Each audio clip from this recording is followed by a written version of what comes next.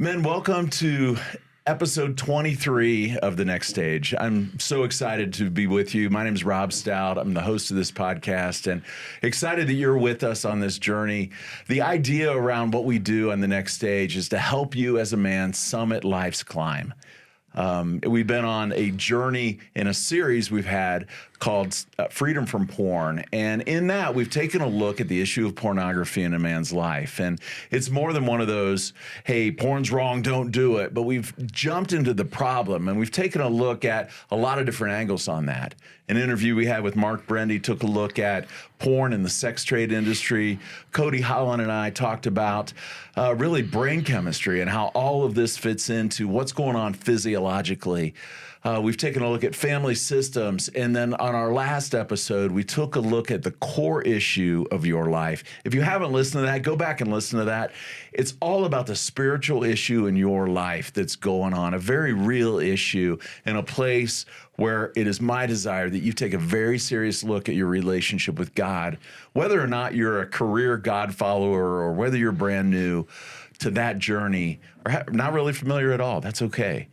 I'm just excited that you would jump in and take a look at that. But we're in our series called Freedom from Porn, and we're really moving over the next couple episodes towards very practical solutions for you as a man and what you can do to get free, how you can unhook yourself from that. And I'm excited to have a guest today, Dan Foote. Dan is a friend of mine. We've been friends for how long? Close to 15 years. Close to 15 years. Dan and I met at our late friend Dallas Please's house about 15 years ago, apparently. Yep. And we've been friends. We're in a small group together. I think I can say that. Yeah. I just did. So anyway, but we're in a group together, and Dan is a very special friend of mine and a wise counsel to me, a friend. And Dan, introduce yourself to The Next Stage. Welcome. Thanks for having me. Yeah. I am a recently retired pastor from Flatirons Community Church. Mm-hmm. I served for, 8-9 years as the men's pastor, and they had some shifts in ministry, and then did a couple of years, bounced around some other ministries within Flatirons, and then last 4 years up until April, I was the campus pastor at the Longmont campus for Flatirons. Yeah. So I stepped away from full-time ministry and got some projects I'm working on now. As I look at I'm on the back end of the back nine of. Well, it's your next stage, right? Yeah. Yeah. That's right. A new season. Spending a lot of time, working on stuff and seeing what next steps are as far as, life, ministry, all that. So yeah. And I was a guest on Dan's podcast years ago called Wake Up Call. Yep. It may be making a resurgence, we hear. I don't know. Maybe not. That's one of the things I'm noodling around doing. Noodling around. Yeah. So we will see. But here's where we're heading, focusing today, as we always do, on you as a man in your development. What we know about men who lean into growth. In this type of stuff. You are a man who wants to succeed in life. You want to be a good man. You work hard. You're in it every day. You get up. You're not the kind of guy who needs pushed off the couch. If you are, jump in with us. We'll help you get off the couch. But you're a self-starter. You're a guy who has desires for himself. And yet, there is this thing. Sometimes issues that jump into your life, and this we're focusing around in this series around pornography. But the reality is, as we've said throughout this series, that it can be something else. It can be gambling. It can be a food addiction. It can be an issue with anger in your life. It can be alcohol. It can be work. It can be sex. It can be whatever. But we're talking about getting free, and in a larger scope, getting free from a lot of things in your life.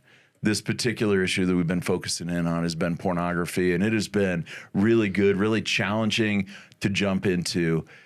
And I want to ask the question today, how do you, as a man, find a change in your life that really sticks and has lasting effect? Not just like, I'm going to get free of this for a day, and then by hour number 3, you messed up. How do you find change that sticks? It has to be more than just a want. There has to be some things in your life that you put in place. And I've used the term sobriety from porn intentionally for this episode, because I do think there's a place, and it comes out of, we talk about passion, purpose, power, and perspective on this podcast. This is a purpose thing. It is a space in your life that you make decisions, and where you come and you say, listen, I am going to have a turning point, very similar to the way an addict would say, hey, listen, today is the day I start my sobriety journey. And yet we know it's more than just white knuckling. There has to be some effective ways that change sticks in your life, and where you say, I am going this direction. So Dan, I think, is a great guest to have on this episode. And as we talk about making decisions about what kind of man you want to be going forward, I wanted to bring Dan in. He's got a ton of experience in life himself, but also with men, as he's been in men's ministry, has been a pastor of a local church, a campus pastor. And so, Dan, I guess the question, from your experience with men, as they work on wanting to change, what kind of struggles do you see that they run into? Well, I mean, so much of this, as you know, in the end, you want behavioral modification, right? You want to change your behavior. Yeah. It's an unhealthy behavior that, forget the physical part. It's just so much the emotional and spiritual part is so damaging. Married men who cannot connect with their wives, and, guys who carry the shame, and they're distant from others. They just, in a protective measure, out of shame, they distance themselves. And so in the end, you want behavioral modification. But like you just said, white knuckling it doesn't work. Mm-hmm. So how do you rewire yourself? Because that's what it takes, right? We live in a day and time. Like I said, I turned 65 in March. I'm a boomer, in so many ways, and what that means. But one of the things, like when I was a kid, growing up, I mean, I always joke, you had to work to get your porn. It's a phrase we've used around here. Yeah. Right, yeah. I mean, my dad was not, I'm grateful for that. My dad was not, that was not part of his world. So it was not in our home. Mm-hmm. And I also didn't hang with other kids where that was part of it. So I'm grateful for that. There's not this thing that so many kids today, I mean, you talk to anyone dealing with kids today, right, in the church world, secular world, go to teachers, any boy who's, in that puberty stage growing up, most likely addicted to porn, because it is so easy to attain. Right. The cell phone, amazing.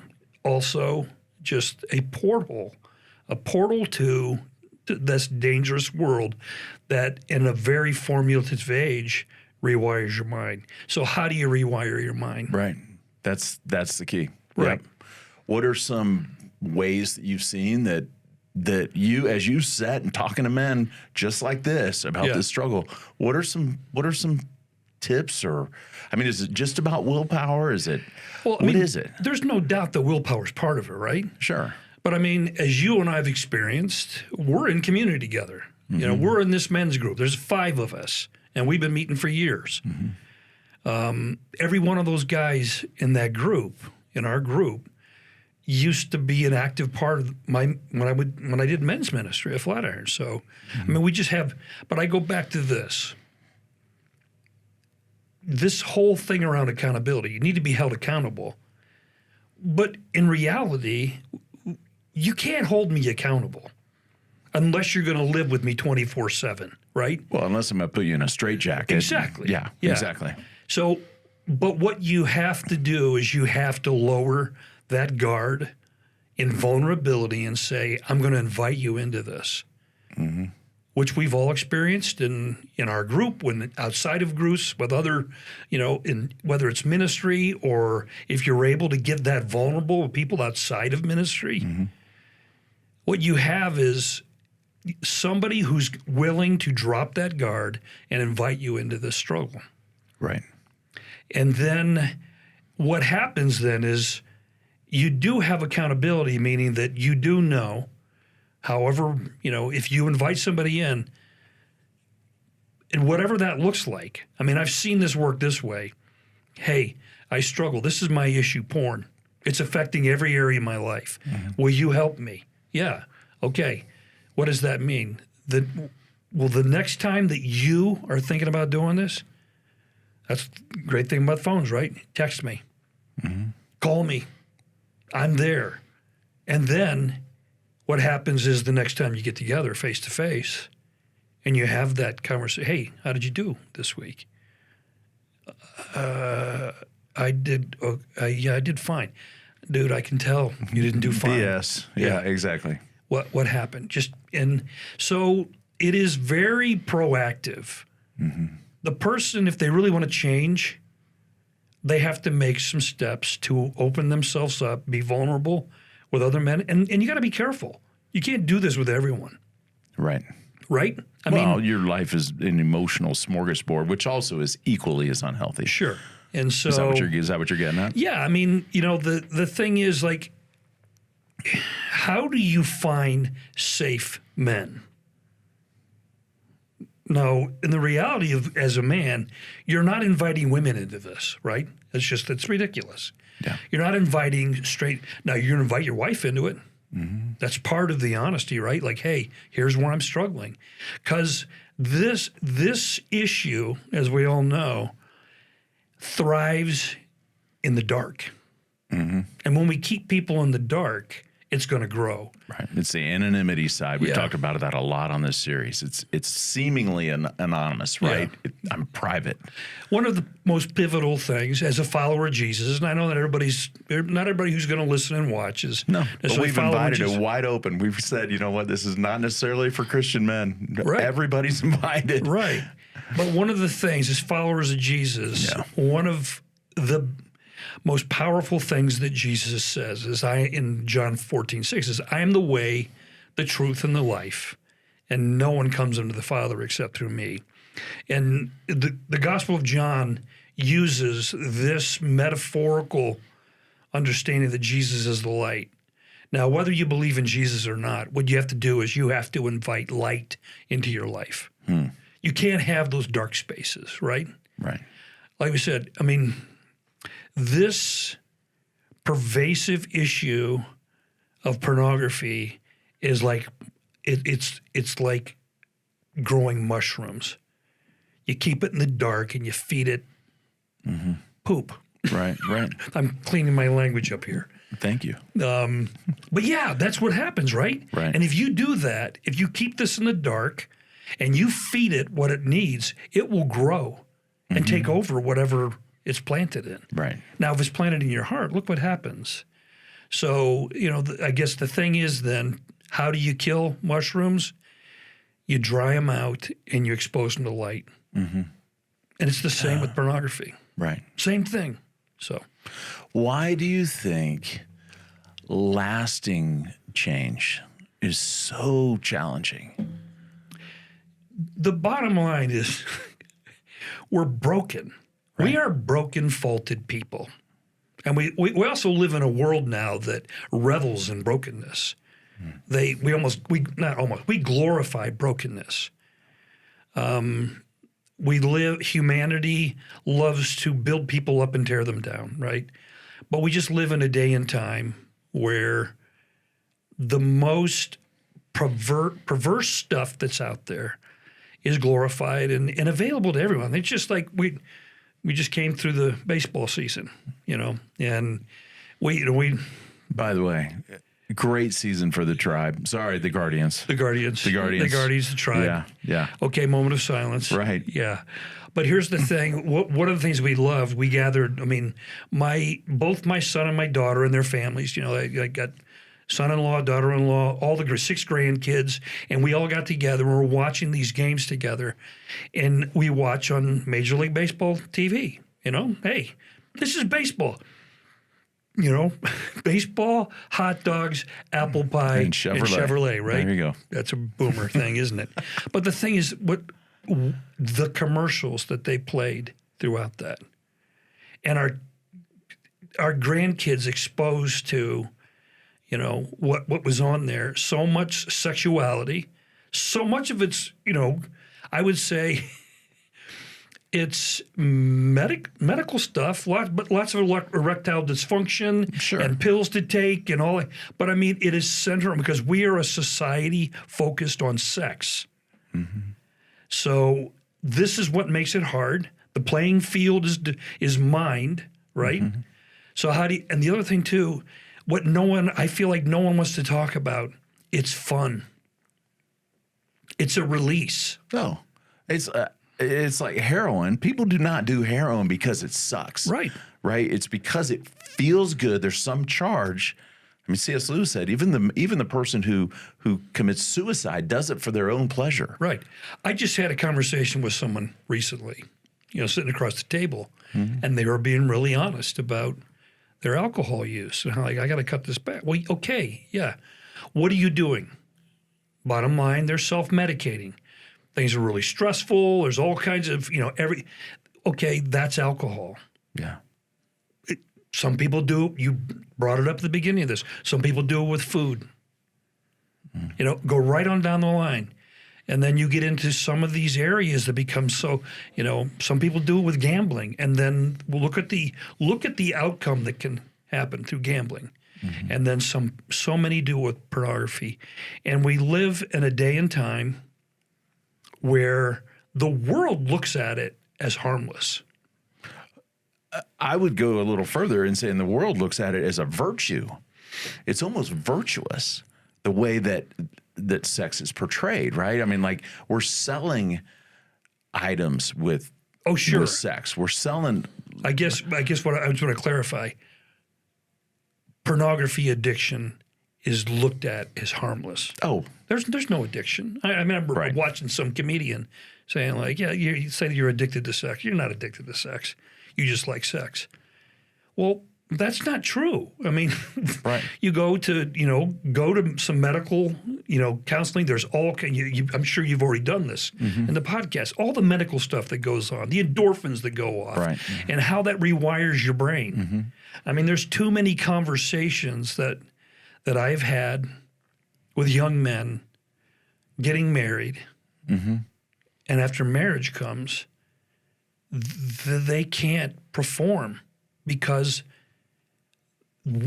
that person, that living being that you have just promised to spend your life with, cannot satisfy you the way that you can yourself with a computer. Yeah, absolutely. And so that's what's at stake. It's one thing to say you want to be a certain kind of man. It's even another thing to say you want to change. But it's another thing to dig in and make that stick, Yeah. And so just a couple questions around yourself, Dan, as the audience gets to know you. When did you decide you wanted to be the man you are today?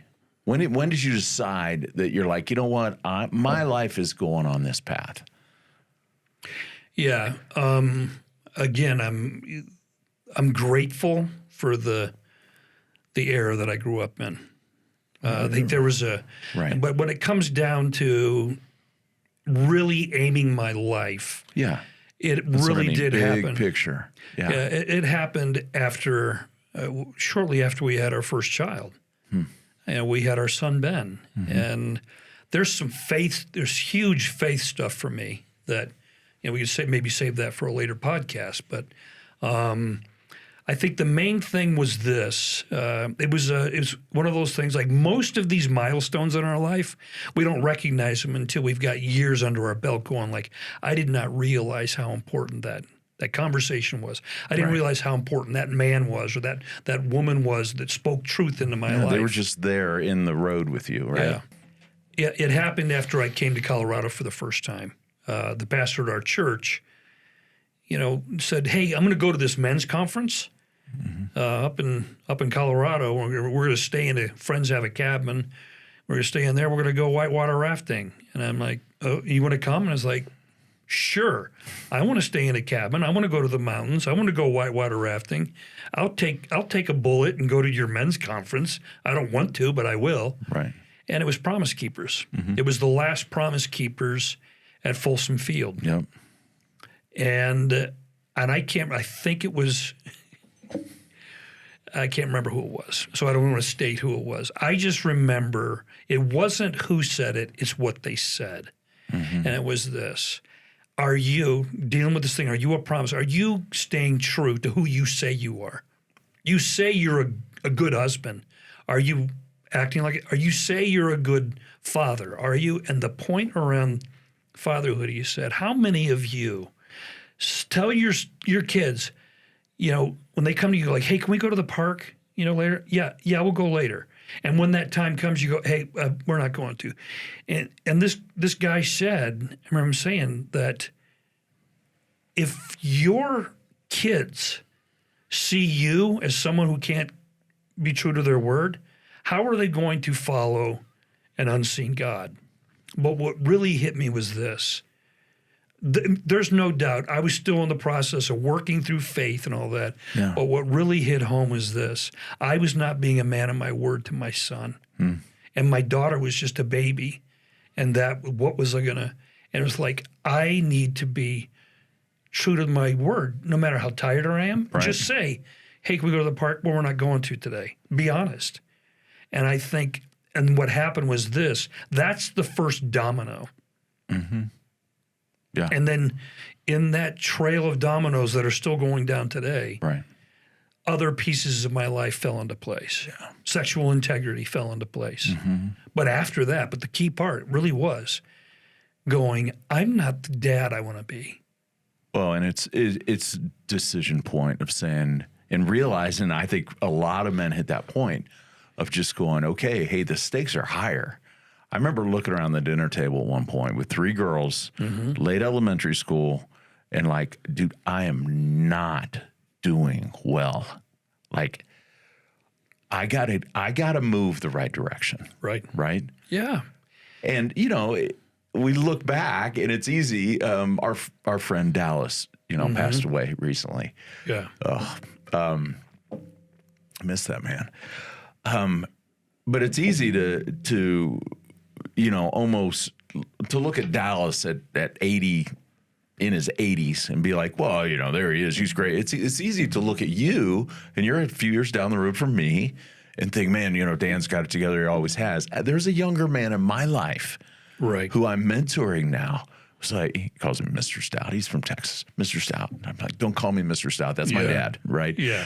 But he's like, man, how was it? I'm like, what are you talking about? Little steps along the way. And this week has been hard. And I share that with him. I'm like, listen, and you're one of the guys at our group. Yeah. When I'm struggling and I'm traveling on the road, I send pictures of fish to my guys. And like, hey, it's been a tough day, man. Rough day, tired, stressed, tired, alone, bored, all of those factors. Right. And it's kind of one of those step-by-step things. But there was a distinct point in your life where you're like, this is the direction I want to go. And that incremental change, right? Yeah. And, the other thing too, Rob, is, again, as people of faith, there's a reason why 12-step programs are as successful as they are. Because what's the first step? Every single one is admit you got a problem. Absolutely. And in those 12 steps, I don't know all of them, but falls into understanding there's someone greater than you that you need to invite into this mess. Right. And life has become unmanageable. Right. Yeah. Yeah. And I don't know how people do it without faith. I just don't. And my heart goes out to them. And I want to give, room, respect, if that, just because you don't believe the way I do. Absolutely. I just can't do it without. And I know the power that comes from that. And it isn't just this internal self-help, I can do it on my own if I just think, no, that's I've got to manifest change. Yeah. And my thing is, that's ridiculous. What do you mean manifest? What does that mean? Yeah. It's nameless, faceless universe kind of stuff. And I'm in the same boat with you. Like, I've tried doing change myself. Yeah. I'm horrible at it. I'm no good. Right.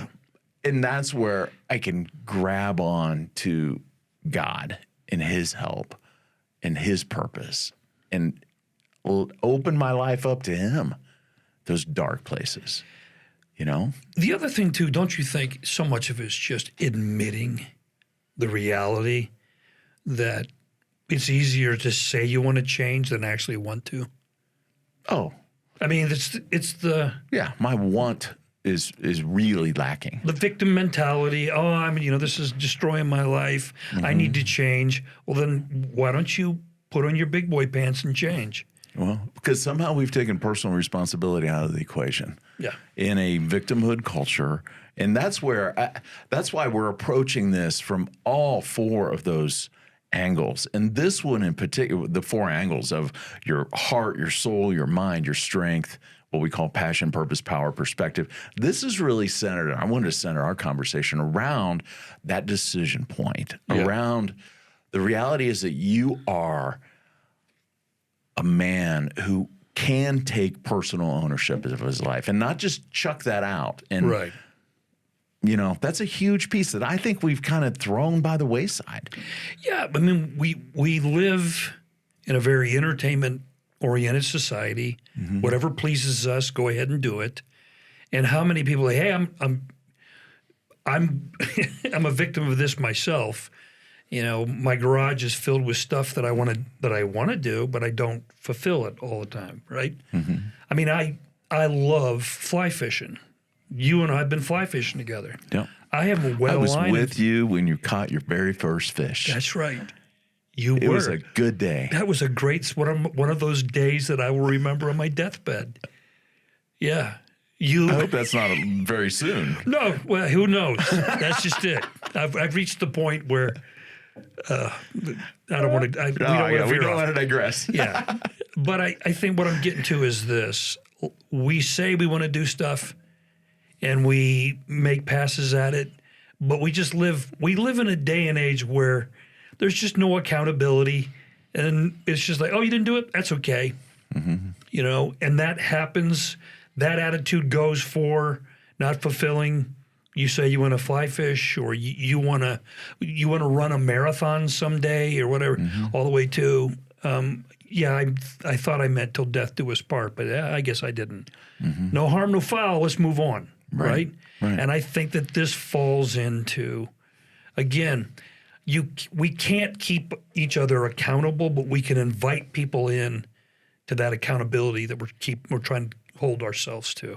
Absolutely. And it seems like there's a natural digression back to the mediocre. Yeah. And most of us would at least the image we put out there, we say we want to put out there, is of high achiever. We're great, and especially with social media garbage. Like people just put out all this stuff. The reality is most of us are living lives of quiet desperation. We're sinking back into that. So one of the things, and we'll talk about this on our next episode, is the community factor of gathering men around you who want to live life the same way, right? Yeah. But for the man who is wanting to live free of this stuff and wanting to aspire to be a certain kind of man, what is one thing that you think he could do today from a purpose standpoint in his life to move that direction? I know that this falls into what you want to talk about next, but Yeah. I am a firm believer. It's part of what the practical side of what I've seen in my own life, and the hard. I've seen so many men in my own personal life over the years, whether it's family, whether it's friends, is this isolation piece. And I'm going to go back to my mushroom analogy. Keep it in the dark and feed it crap. We want to, if we don't let anybody see that, we can't get past it. Yeah. So what is the best first practical step is find somebody that you trust, that you can be vulnerable and open with and go, here's what my problem is. That's the first step. It's the bring it into the light. Yeah. Yeah. Yeah. Yeah. Yeah. No, that's solid, man. Because the reality is the tendency is to isolate. The tendency is to, act like there's not a problem. But when I bring it to the light, and I wasn't going to do this, but I'm going to share a story that I had with you that day. And you know what I'm going to share. I had been struggling with alcohol for years in the dark. Yeah. Years. About probably a period of roughly 7 years. It was a long time. And I had actually been on one of your leadership teams that led a couple men's retreats with Flatirons. They were great. But the struggle was there, and I had been there a year before this episode happened. Had been there and like, yeah, God, anytime, and I called it God space. Anytime I was in God space, I would be like, yeah, I know that issue. I know, I get it.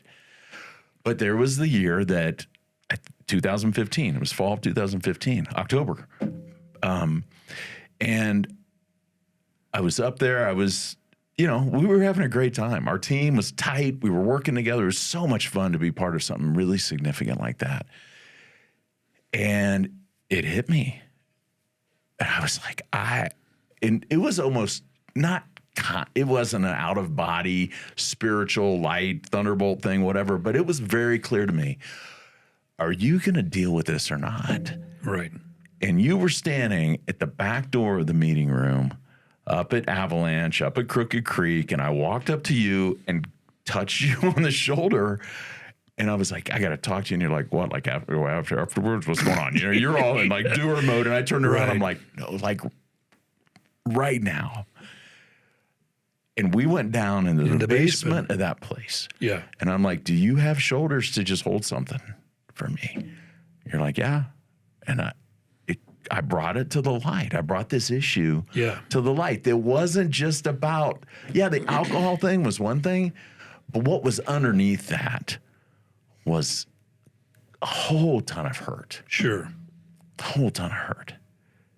And to your point of bringing it to the light, when it came to the light, you looked at me with compassion and not allowance, not like license to go be a drunk. Right. But like, you're like, it's okay. I get it. And you've gone through some stuff in your life where you're like, hey, I got some stuff too, man. Yeah. But I distinctly remember that, and will till my deathbed, of like, you know what? There was a point of bringing it to the light and then allowing it to be met with accountability and grace and 12 steps. I left that, came down and got in a 12-step program with Dallas at his kitchen table. Right. And then went to the Crucible Project weekend in the May of that year. I think it was May. But that's it. Yeah. Bringing it to light. Yeah, and I think that this is a very unpopular opinion. Shame is not all bad. We live in a culture and a time, again, where there is no shame. People are shameless. And there's something, and you brought it up, so if you want to edit this out later, for me, hearing your story, that retreat was not the catalyst to the conversation we ended up having in the basement. the catalyst was the shame that you felt over the way that you behaved in front of your daughters Right. during a game, and you were drunk, and that was the first piece. When you said, "I've got to change," you told me the story about what happened, Right.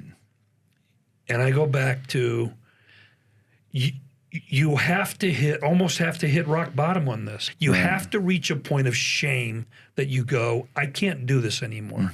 I can't live in this darkness anymore. I got to bring it to light. Well, and we can use different words for that. I would call that conviction. Shame is a result of the light shining on the reality of your life. That's almost the voice to self going, this is wrong, and you know it, and look at it. Like, put it right in the mirror and look at it. Sure. Yeah. You know? And that's where it's like, it's not popular to use the word shame. You know, there's like, you're not going to shame me. It's like, well, you know what? There's It's actually shameful. some good stuff that comes out of when you're convicted. Yeah, but it's shameful behavior. Sure. Absolutely. Yeah. That's strong. That's good. That's good. Yeah, and so I think the idea that's coming out of this is that the thing that a man can do to help move into sobriety from porn is to bring that stuff to light. Yeah. You know, get it out of the darkness, bring it to light, and deal with it. Yeah. Don't hide it. Don't shirk it. Take responsibility. Bring it to the light and deal with it. Right? Yeah. That's fantastic. I love that. I love that. I'm going to put a bit of a wrapper on this, not like Eminem kind of wrapper, but I'm going to tie up our episode here, and we're going to actually jump into community in our next episode, and Dan and I are going to talk about that a little bit. But listen, here is the takeaway that you can take away from today, and that is this: those things that are in the dark, bring them to light. You might just be surprised about the grace, forgiveness that you can experience, but also the level of accountability that you can take for your life. And in that, a season of change that can grow out of that. So the gold nugget we would like to leave you with today out of this episode is a verse out of Joshua chapter 24. You can Google it, you can look it up, you can see the entire context around that. But Joshua 24:15 says, "Choose this day who you will serve." Like, make a choice today who you're going to serve. But Joshua says, as for me and my house, we're going to serve the Lord. So he puts a stake in the ground and he says, listen, you all decide what you're going to do. He's in a culture where a lot of things are going on. People are having a difficult decision, figuring out where they're going to head, what they're going to do. Joshua says, listen, this is what I'm going to do. I'm going this direction. Our prayer is that you would do that as well. You would bring this stuff in your life to light, and you would move the direction you want to go in life. Finally, the next stage is brought to you by a great set of people. Chris and Mike are two of our producers, both longtime friends. Andy does all of her work on editing with audio and video. Marcus shares all of our social media for us. We're really excited to have them on board. And I'm your host, Rob Stout. And every 2 weeks, the next stage comes out. And so we invite you to join us for our next episode, which is episode 24. And we're going to continue our conversation with Dan Foote as we take a look at the power of community. Don't miss it. And I invite you to like, to share, to subscribe to the next stage on any of our social media channels. Also, if you're on YouTube, hit that little bell to remind you that the episode's coming out. And one more thing, would you give us a 5-star rating on whatever podcast format you use? That'll help us move to the top of those rankings. It'll help others find the podcast, and it will help us affect more people. So super excited about that opportunity. If you would help us out that way, that'd be great. We would love to hear any feedback you have. A question you have that came up today. Maybe you're like, hey, listen, I need to just bring this stuff to the light. That's fantastic. Email me at thenextstage@sherpa5280.com. And until next time, go summit life's climb, be awesome in your world, and we will see you next time on the next stage.